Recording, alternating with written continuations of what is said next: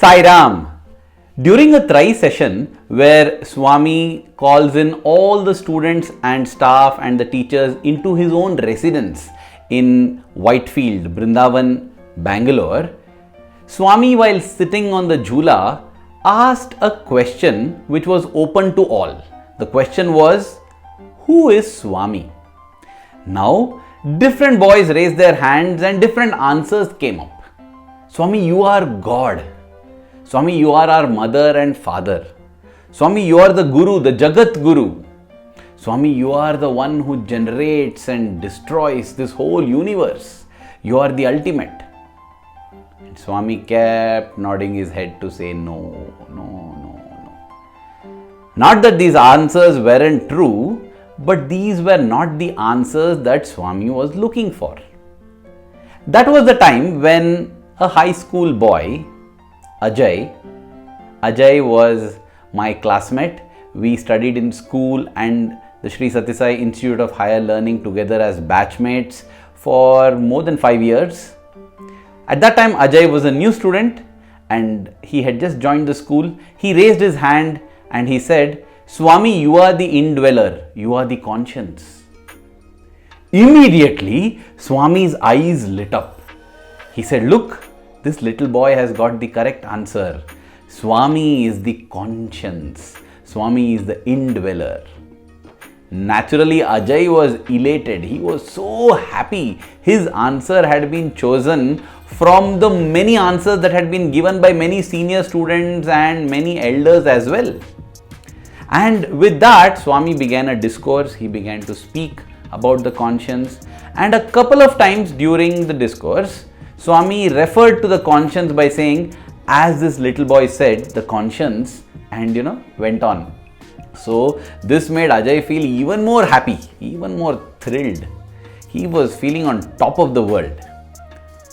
In the end, however, Swami looked at him and said, I'm not saying the exact words, but Swami asked him, if you really believe that Swami is the conscience, Swami is the indweller, will you think, speak and do the things that you think, speak and do?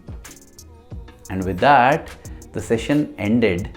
The Trayee session ended, but the lifelong journey, the lifelong lesson in this matter that Swami is the conscience had just begun for Ajay.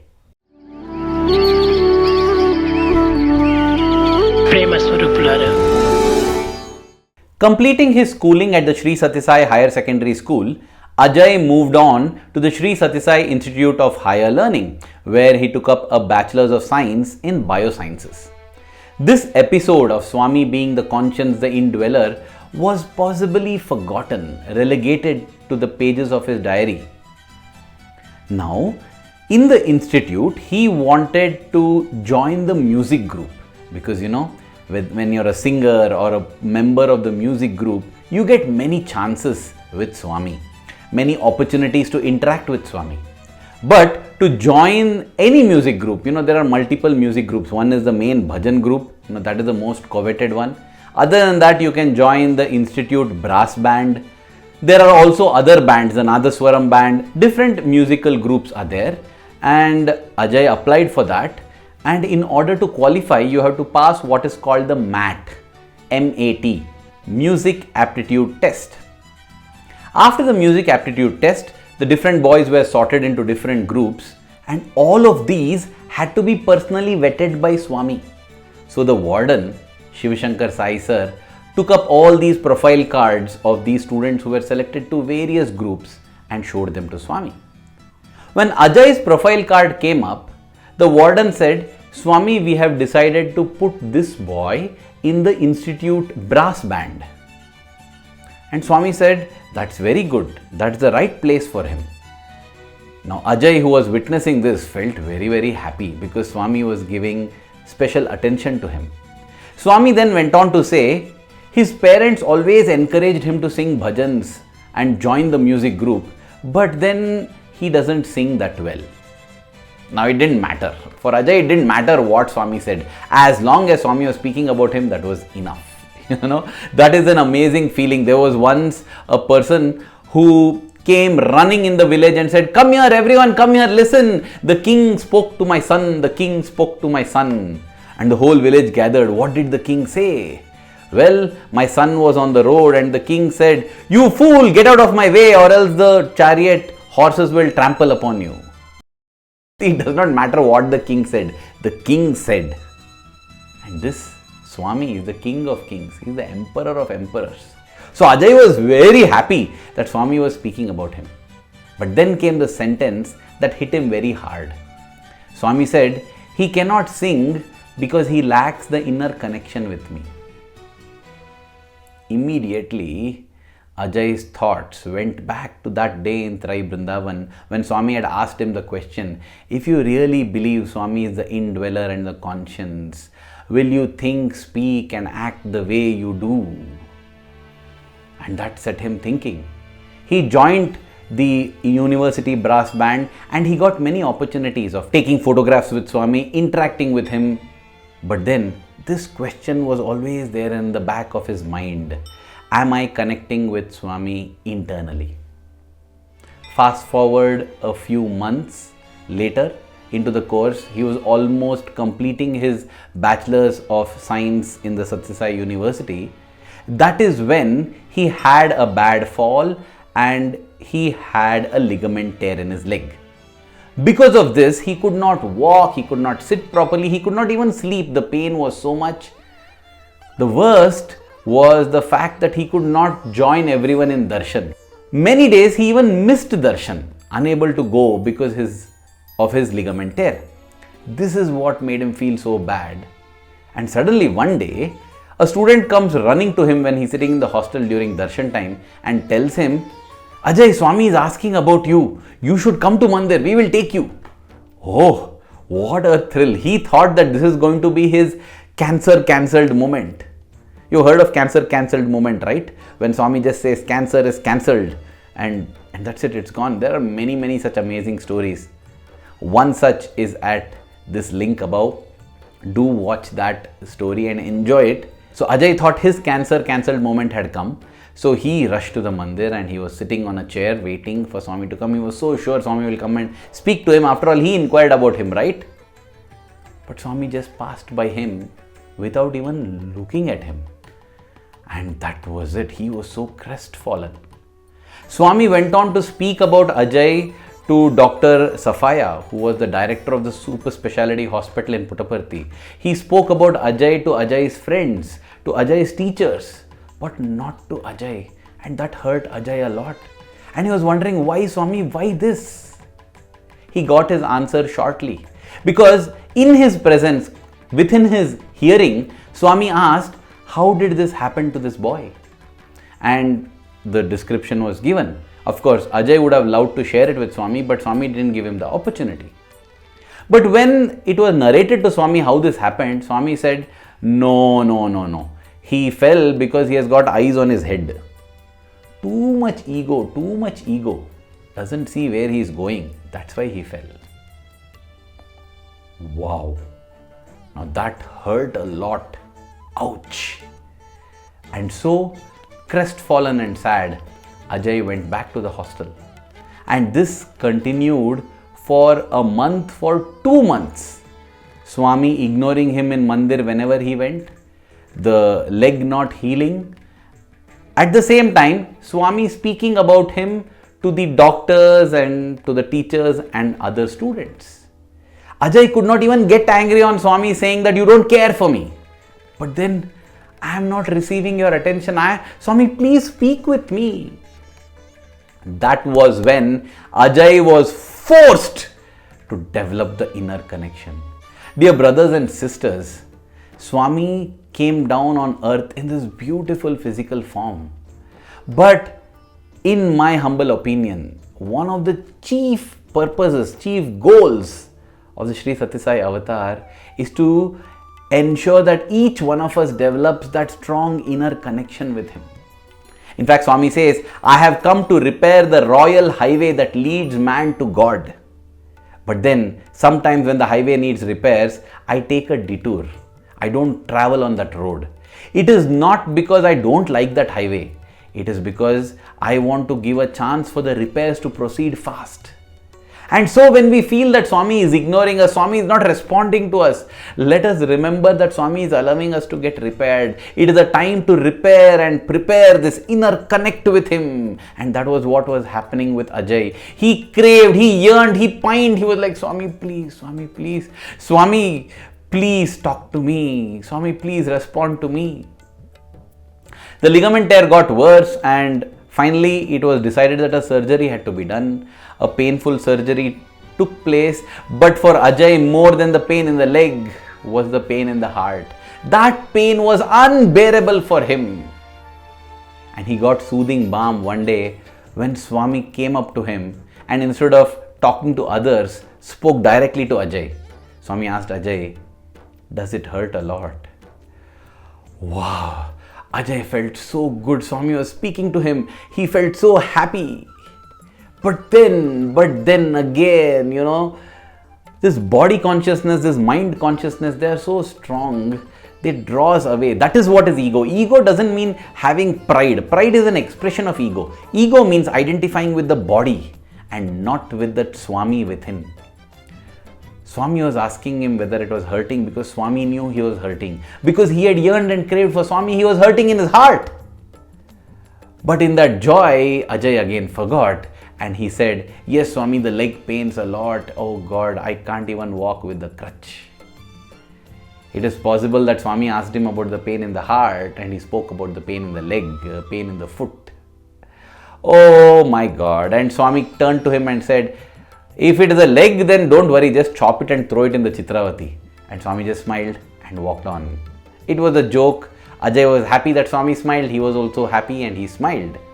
But then nothing, no word that Swami speaks is ever in jest. Every word has great meaning. Swami might just come and tell, it is with your wife. And we think it's a joke.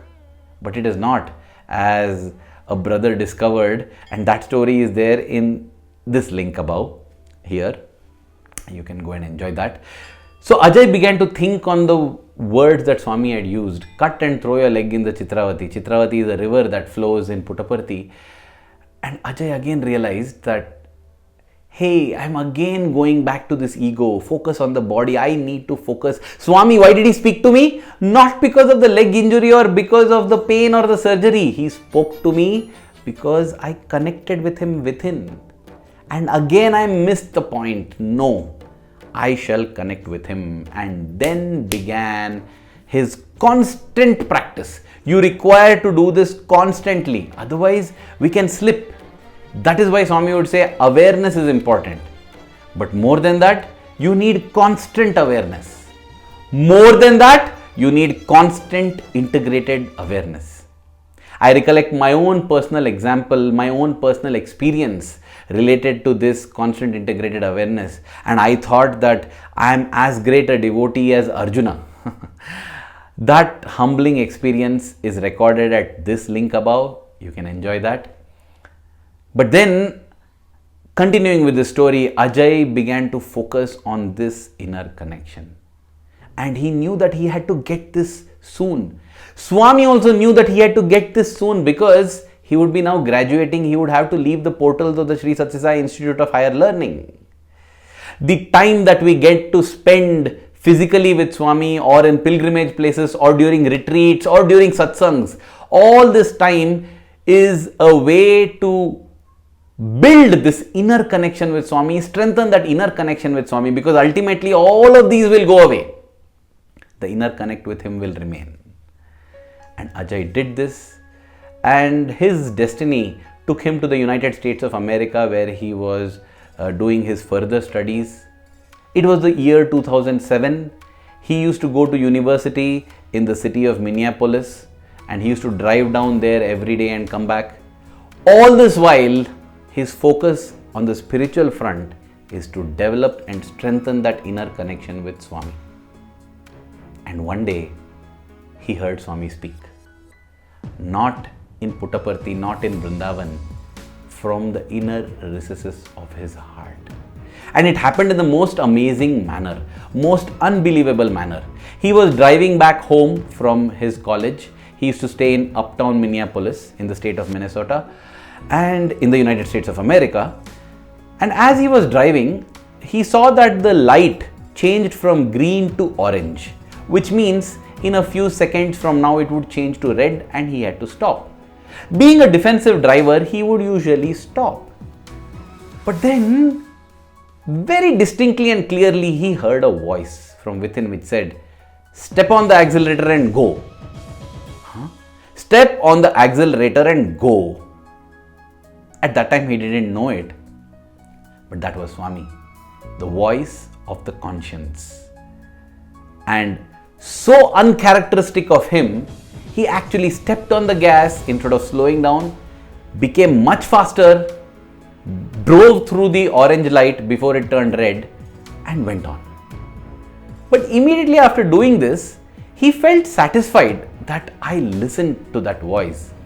And yet, his mind was wondering, but why on earth did I do that? What was that urge? Why did I? He just could not understand. He went back home and this question kept haunting him. The mind, once it catches on to something, it just doesn't let go of it. He kept wondering about it. Anyway, reaching home, he changed and he decided he would go for a jog and take some fresh air. Along Lake Cajun, he went for a jog, put on his earphones, there were no pods back then, listening to music, went jogging. He completed his jogging, came back home, and he finds that there are 20 missed calls on his phone. What is it, 20 missed calls? And most of them are from his mother. What's happening? So he picked up and called his mom. Mom, what's up? Oh, Ajay, thank God you are safe. Of course, Mom, I am safe. Why would I not be safe? What happened? Didn't you see the news? And he switched on the news. And there it was. The Interstate 35W that goes over the Mississippi River in Minneapolis, just outside downtown Minneapolis, it had collapsed. It had collapsed at 6:05 p.m. Just 1 minute after Ajay had cut through in that orange light, listening to the voice of the conscience. As goosebumps raised on his whole body, as gratitude welled up in his heart, Ajay realized that Swami is always with him. Once he developed that inner connection, he might be exactly halfway across the globe. At that point in time, Swami was apparently in Puttaparthi. But bang opposite on the globe, Swami was there speaking to Ajay, telling him what had to be done. Ajay just had to follow the voice. And that was how Ajay's life was saved. Ajay's life was redeemed. This was a tragic bridge collapse. It has been reported in multiple news channels, and it happened so suddenly that a lot of people lost their lives. So many cars got damaged, so many more were injured. And Ajay escaped all of that simply because he listened and responded to the voice of the conscience. One may wonder, how do we distinguish between the voice of the mind and the voice of the conscience? Well, again, there is a personal experience there and some nice insights in this video above. This video was made many years back, so the technical quality might be a little poor, but the insight is very interesting because it comes from Swami.